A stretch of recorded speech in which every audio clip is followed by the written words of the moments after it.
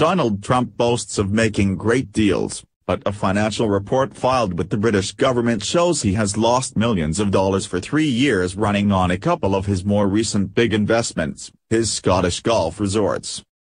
A report from Britain's Companies House released late Friday shows losses last year at the two resorts more than doubled to £23 million, £17.6 million.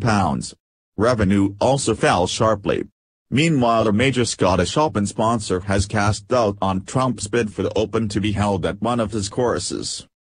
In the report, Trump's company attributed the results partly to having shut down its Turnberry resort for half the year while building a new course there and fixing up an old one. Trump's company has faced several setbacks since it ventured into Scotland a dozen years ago, and its troubles recently have mounted.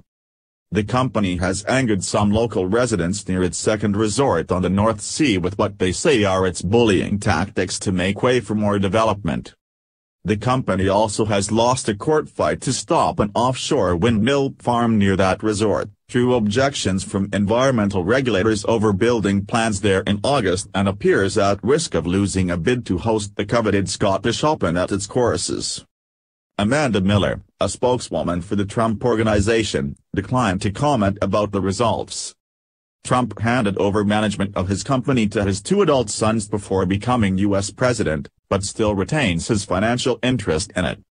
It's not clear how big a role Trump's setbacks in Scotland have played in the losses. In addition to the Turnberry shutdown, the company also noted in its report that it took a $10 million, £7.6 million, loss due to fluctuations in the value of the British pound last year. The company reported that revenue at the two courses fell 21% to $11.7 million, £8.9 million, in 2016 from $15 million, £11.5 million, a year earlier. Trump's golf business is closely watched because he has made big investments buying and developing courses in recent years, a risky wager in a struggling industry. It is also a bit of departure for the company. Trump has mostly played it safe in other parts of his business, putting his name on buildings owned by others and taking a marketing and management fee instead of investing himself.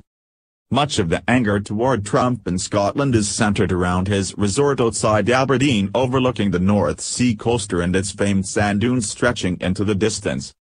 Called the Trump International Golf Links, it is here that a local fisherman became a national hero of sorts for refusing a $690,000 offer from Trump for his land, and where footage was shot for a documentary on Trump's fights with the residents, called Tripping Up Trump. Many locals praise the course for bringing in more tourists to the area and helping the local economy, but Trump's critics there are outspoken and now, with their target the U.S. president, playing to a worldwide audience. The same day that the financial report on the resorts was released, an online petition by a global corporate watchdog group fighting Trump's plans for a second 18-hole course to the North Sea resort got signature number 94,860. When Trump visited his North Sea resort in June last year, two local residents ran Mexican flags up a pole in protest against the then-candidate's immigration policies.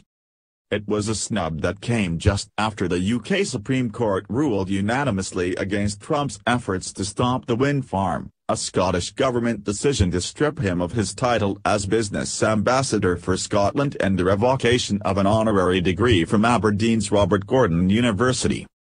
Both the Scottish government and the university cited Trump's comments about Muslims during the campaign.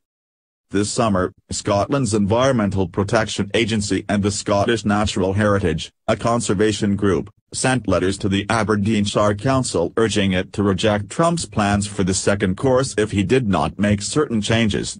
A vote by the local government, expected in August, was postponed.